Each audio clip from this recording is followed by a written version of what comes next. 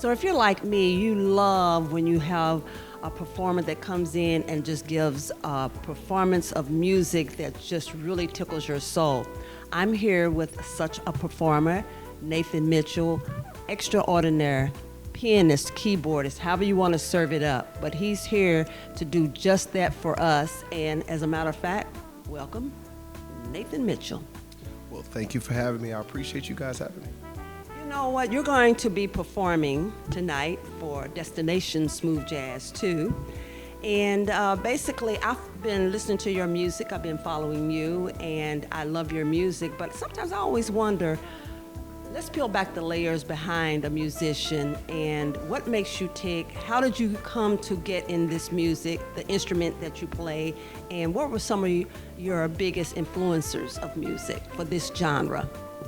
Well, for the genre, definitely the influences, I have to say Nick Coleon.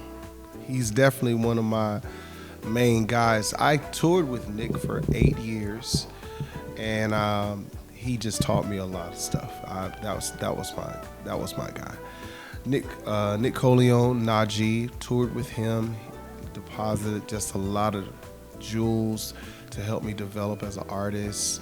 Of course, Brian Culberson, good friend, Boney James, Kirk Whalum. I think he's probably one of the most vocal saxophone players out there.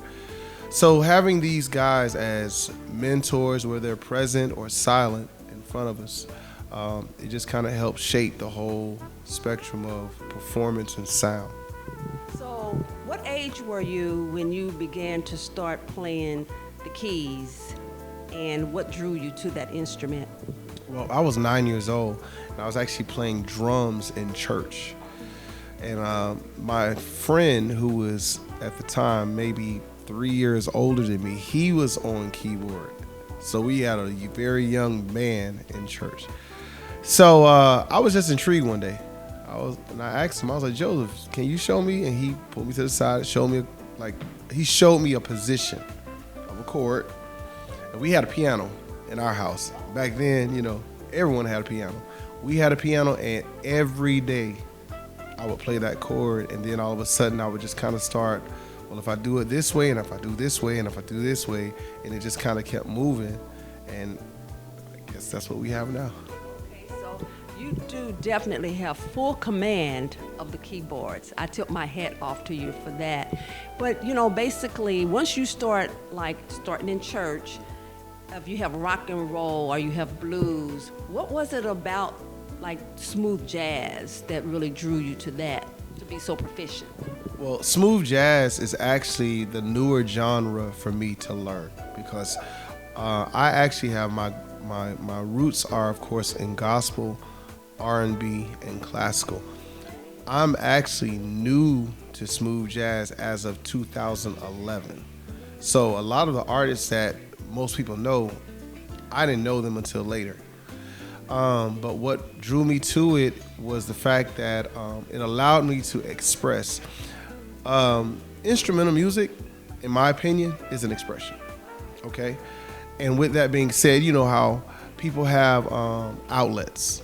You go get on the couch, and you have someone that you could talk to about your problems or this, that, and the other. Well, you know what? Sometimes you want to say something, and you don't want a person's opinion.